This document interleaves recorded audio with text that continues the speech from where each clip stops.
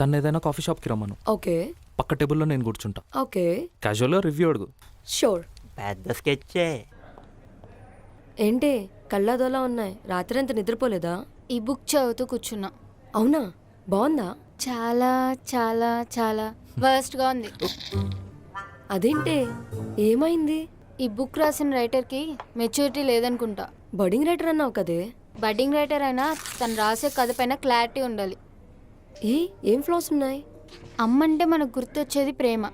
అలాంటి అమ్మ క్యారెక్టర్ని ఇందులో తన పిల్లల్ని వదిలేసి స్వార్థం చూసుకునేలా చూపించాడు.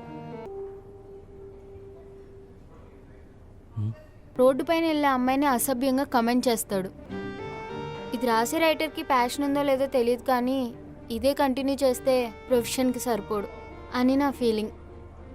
అతని బుక్స్ కొనుక్కున్నా ఉంటే మంచిది. Okay bye.